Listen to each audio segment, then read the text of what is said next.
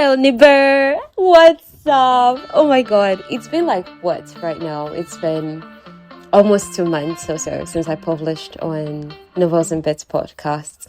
But then, if you've been keeping up with me, like I hope you were, you know that I've been publishing consistently on Nickel. And Nickel is not as bad as I thought. Yesterday, I tried using the browser, you get, and it's, definitely takes a while for it to boot up. But when it's playing, it's playing. And if you're doing anything else, as long as your data is on, you can listen, okay? So it's not like, you can actually stream what I've been doing on there because I have 52 episodes out there or so. Or I'd like to be 52 by end of the week or so. Either way, just know that there's a whole lot of materials there for you to listen to. And this is my comeback here on Novels and Bits, neighbor.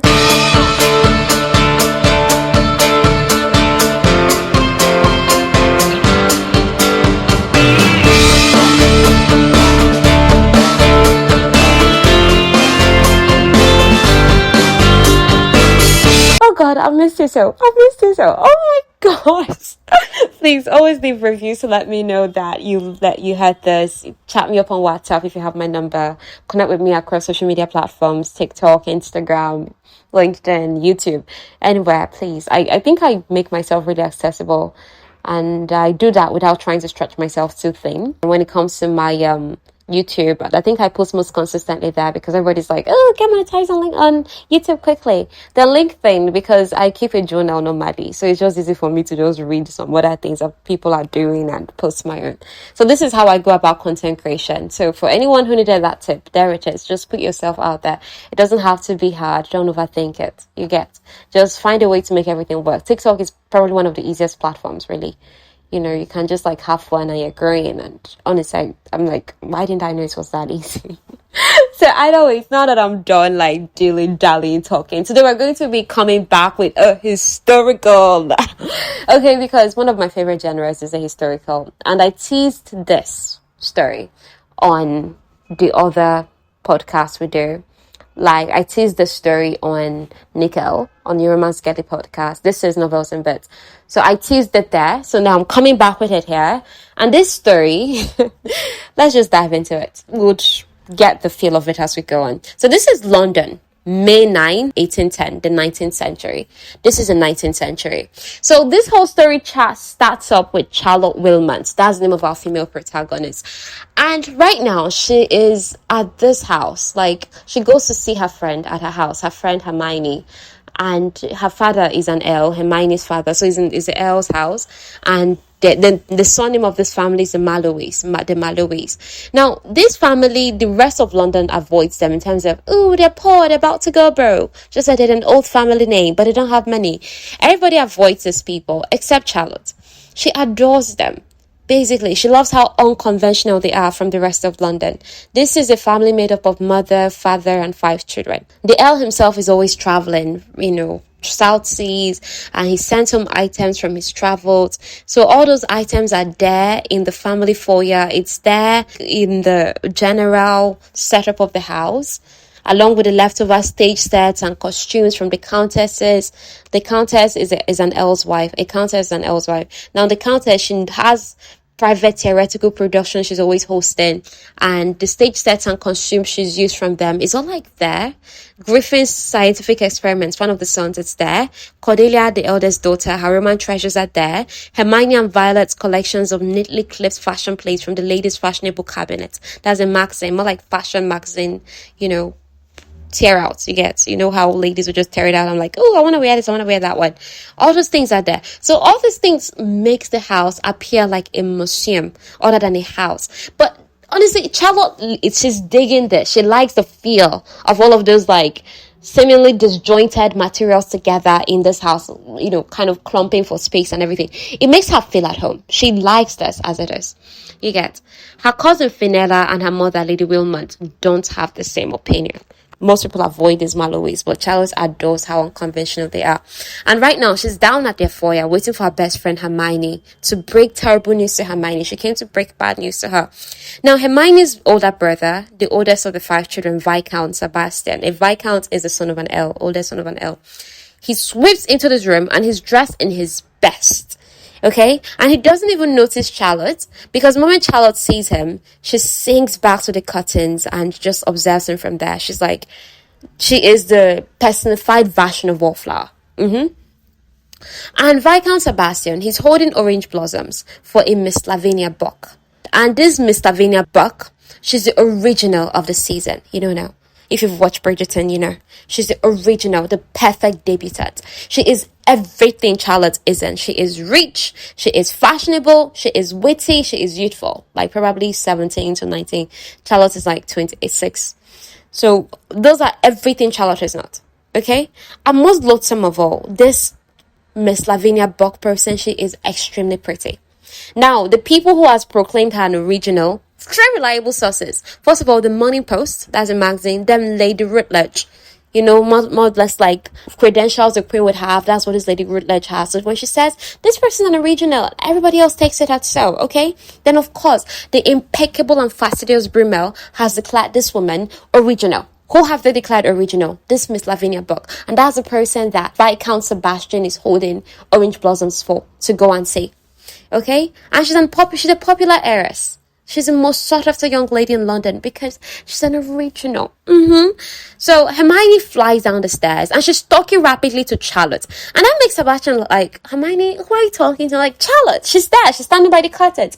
That's when Charlotte now comes out from the curtains. And Sebastian is like, whoa, you were there. I didn't see you. I thought I was the only person alone in the house. Now, he's trying to address Charlotte by her name, but he doesn't even remember her name. He ends up calling her a whole lot of things, but not her name, actually. And then Hermione's like, oh my gosh, she's been my best friend for 10 years. How can you not know her name? Charlotte has had a huge crush on Sebastian, and Sebastian has been managing his family finances for 10 years. He's a loving brother and Charlotte's dream man, but she's always tongue-tied around him. He calls her Miss Wilson instead of Wilmont. And Hermione's just like, whoa, come on. Know her name already.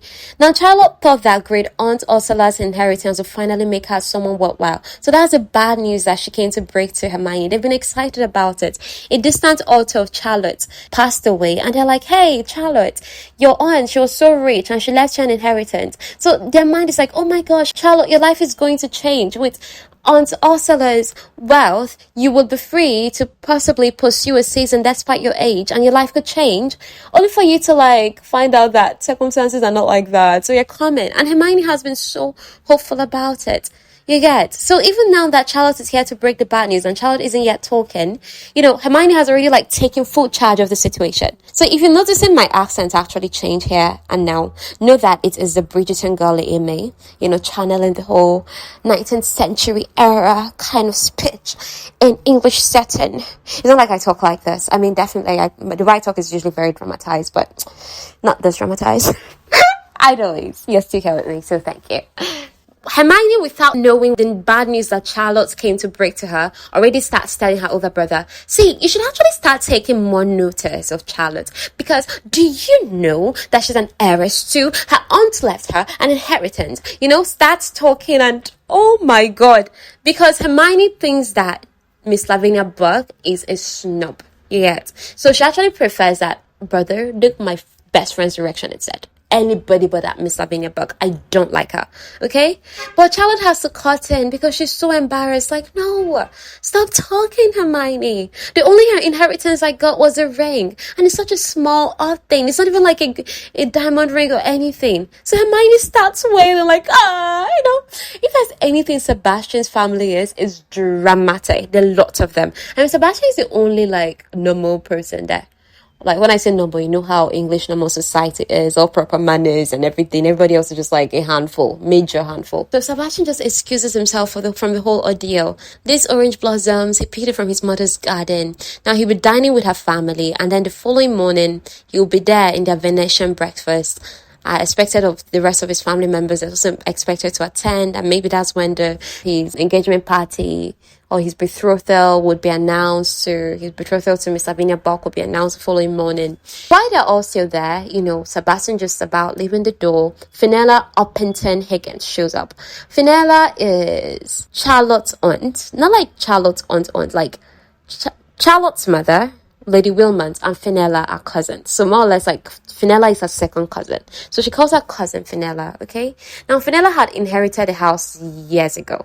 And combined with the small amount Lady Wilmont received as Ernesto's widow, it was just enough for three frugal women to just like, okay, they're living together in this house that Fenella inherited, Lady Wilmont, tiny amount, so they're just scratching by, being frugal. Now Fenella disapproves of the Malloys, their eccentricity and inappropriateness. You know, they're not like proper English society. So she considers herself the true voice of decorum, and she's straight-laced. You know, Fenella, straight-laced to the core. Hermione has to lean close and whisper softly, you know, as she sees Fenella standing by the door. She now whispers softly to Charlotte, I understand. Come back as soon as you can. We'll find a way for you to have your heart's desire. So, heart's desire. Those words just keep ringing in Charlotte's mind, and it's making her question, what's my true heart desire? And she now looks at Sebastian and thinks, my true heart desire is Sebastian. But how can that even be? Now, she's walking out with her aunt at the same time as Sebastian is walking out of the door to go meet with Miss Lavinia Burke. She has this odd encounter with an old woman who sells flowers. The woman passes by Sebastian. She's selling flowers and offers Sebastian one. Sebastian's like, oh, no worries, I already have a flower. The woman was like, like, is your flower any good? Better than mine. So she passes by. Now, soon, black horses and a carriage suddenly speeds by. Is Miss Corina Fournette. She's one of London's most notorious courtesans, aka prostitute, woman of easy virtue, whatever you want to call her. And her arrival, whether on the streets, in her smart carriage, and its infamous match set of black horses, or at her private box at the Opera House. Anytime this woman shows up anywhere, she causes a stare, she causes her to turn. Okay, she's someone that just knows how to grab attention. Even Lord Trent Sebastian, Charlotte, because she's watching him so closely, even though he's like several paces ahead of her, he tips his hat at her. Charlotte notices this. The thing Charlotte is also noticing is this Miss Fournette woman self. She's not so fine, no. Like, even me, Charlotte self, I feel be like her now. Like, she's my type of extent of fine. It's not like the woman is like, used to enter eye. But something about her just grabs your attention. You get? The woman is same coloring as Charlotte, same brown hair, same fair brow. But the woman just carries herself with this confidence that it's like, everybody has to look at me. It sets her apart from every other female on the streets. You get? Even Sebastian to Lord Trent, that's his official title, Lord Trent Sebastian, I'm talking about the same person. Even he too is taking another appreciative look at Mrs. Fournette. That's, Mrs. Fournette means she was a widow at some point, and then her husband died, probably so broke, so she now entered the courtesan business. But then, Sebastian now glanced down at the flowers he's holding in his hand, the orange blossoms he's supposed to go and give Miss Lavinia. And then the slight smile on his lips now fades. He too now continues on toward Miss Buck's house. So that reaction is like, even him does not seem to like that he is chasing and about to marry this Miss Lavinia. So why is he doing it? So Charlotte now just thinks aloud, if only. She now wishes, if only I could be the woman he loved, like Lord Trent. If only I could be the woman he loved. She now feels the ring because she's wearing that tiny ring that her aunt, supposedly left for her as inheritance, and the ring now got warm around her finger, and she now feels faint, and she's never felt like that before, like fainting. So her cousin Fenella steadies her like, hey, don't fall low. So now it's time to go back to her dull life, to a future with no hope of love. You get? That's what Charlotte is thinking, because that's the only way it looks like her life is going to continue going on. But the woman selling flowers now passed. That old woman selling flowers and now tells Charlotte, I wouldn't be so sure of that. That's what she whispers. I wouldn't be so sure. And Charlotte doesn't know what that's supposed to mean, okay? Back at their house, at least back at Fenella's house, Lady Wilmont is hysterical. Like, Aunt Ursula scandals. You are supposed to inherit a fortune. Our life is supposed to change. Is it this miserly ring? She even wants to collect the ring from Charlotte's finger and throw it into the fire because she's so angry. Like, what's this ring supposed to do for us? But for some reason, Charlotte hasn't been able to get that ring off her finger. So she goes to bed at Fenella's urging. And when she wakes up, she's in an expensive room on a strange bed. This is not my room. How did I get here? And then that it's not even where the surprises end. That is a naked man pressed against her naked body. Whoa, how did both of us get in this state? I slept in my room. It was demure. I was alone. I was by myself, okay? I was decent and my bed was stained and uncomfortable, but it was enough for me. So what am I doing in this sprawling bed? And what is this person doing against my body? How are we in this position? So now there's even a guilt-framed painting of a naked woman who feels oddly familiar. Like, there's a painting there of a woman who's just like, posing. And something about her feels like, Charlotte, I think I know this woman. That's what Charlotte is thinking. But like, I don't think I know her at the same time. Why does she feel familiar? We're going to find out. So the man keeps calling her Lottie. Like Charlotte, the man in her bed is calling her Lottie, Lottie. And then for some reason, because she doesn't know him, but why is her body responding to him? And she's like, oh my God. She now dredges up every self-control lesson her cousin Fenella has taught her and pushes the man away from her. But the man is just like kissing her, toying with her nipples, placing hands on her private. And he thinks that she's playing some kind of, hard to get game this morning. And he's like, okay, if that's how you want to play, let's do it. And he's holding her, he's possessive, passionate. Like, am I supposed to know you? I just woke up and what the hell are you doing in my bed? Get out. Okay, that's how she feels like saying. But then he just thinks like, oh, you're in that mood this morning. Okay, let's fight like that. What are you talking about? I am confused. So she breaks away from beneath the coverlet. She stands, and then the sunshine that is leaking in through the room, through the sunshine, she sees her. Oh my God, Lord Trent! He notices her and says, but you needn't be so formal, Lottie, my love. Arousing Sebastian. Oh, how Sebastian, because apparently that's how she calls him when they're like making love. That's what will suffice.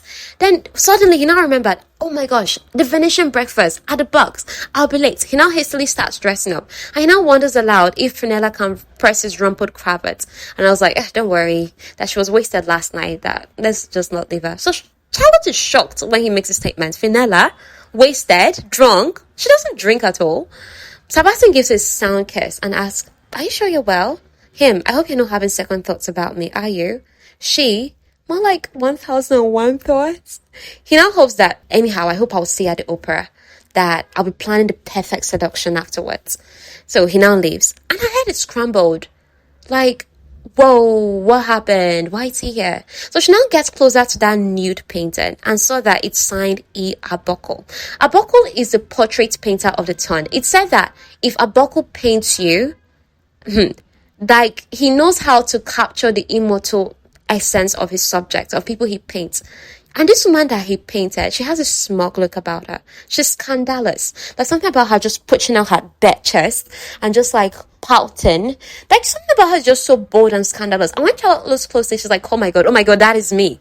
How is that me? Next to that painting, there happens to be a mirror that Charlotte catches herself. And she's not staring at herself. She's like, oh my gosh, what happened to my hair? What happened to how I look? And then she now imitated the look she saw in that painting. And she's like, oh my God, that picture is me. I posed for that painting. How? Do you understand? So an elderly woman comes in to the room and starts cleaning up. And on the outside, based on her clothes, she looks like a mere servant. But the woman has a sparkling blue eyes. And old women tend to have old smell. But this woman smells like blossom. She smells fresh. And the woman introduces herself to Charlotte. Like, my name is Quince. The woman just starts picking up the clothes, arranging things. Quince now enters an adjoining room. Charlotte follows her and she sees a stunning wardrobe. Vibrant colors, fancy lace. She's just awed. And this is Charlotte's new house. Quince informs her. She's not Charlotte is my house. Who gave it to me? Quince was like, that's always been a matter of debate. Some say it was the Duke of Chesterton, while others think it's the old, ill Bosley trying to steal your way. Well, since they're both dead now, I suppose you're the only one who can settle that debate. That same feeling she was feeling the previous day when cousin Fenella steadied her comes back. And Quince just helps her sit and informs her that aspects of her life has changed. So she now finally remembers Quince, Charlotte. She remembers Quince as the flower seller, that old flower seller that was when she was thinking her life is going to continue being so dull, the flower seller said, I wouldn't be so sure. You get? Apparently, according to Quince, this Charlotte's current life is exactly what Charlotte wished for. And Ursula was careful to pass the ring to Charlotte. So the flower seller knew Ursula 50, 60 years ago when Ursula first got the ring. The ring grants the bearer one wish. Quince now wants her, but only one wish. And I must say, yours is the most romantic wish I've had in, let's just say a long time. Her eyes sparkled mischievously. To be the woman he loves. Oh, such a fine wish. And here you are, she said, gesturing about the room. That's Quince, the woman Sebastian Mallowy loves. So Charlotte is thrilled. Oh my gosh, that means I'm Sebastian's wife. I mean, I'm the woman he loves. That means I'm his wife, right? That he, oh my God, okay, that his familiarity with me makes sense now. Him waking up in my bed and everything. Okay, that makes sense right now. I mean, I'm his wife, so that's to be expected. Then Quiz now starts laughing. I said, his wife? Oh my God, that's the funniest thing I've heard all day. You are Lord Trent's mistress. What? What? She went from being a 26-year-old virgin to being a mistress, a scandalous creature who poses butt naked for a painter. What? Okay, this is about to get crazy. Dear Nibbers, this is where I leave you today. I think this is an awesome comeback for this, our podcast. I'm going to catch you in 2 weeks. Yes, but I'm going to try to be fast-paced with this. So the next episode might definitely be longer than this one is. But this is just a good, like, hey, yo, we're back in Novels and Bits. So thank you so much for listening. Please review wherever you listen, Apple, Spotify, wherever else. Leave reviews, and this is also available now on YouTube too. So YouTube Music. So please listen there. Let others know too. I really appreciate you for waiting this long and welcoming me back with open arms. This was short, but like I said, next episode will be like longer. Let's say 30 minutes plus and all that. So thank you. See ya.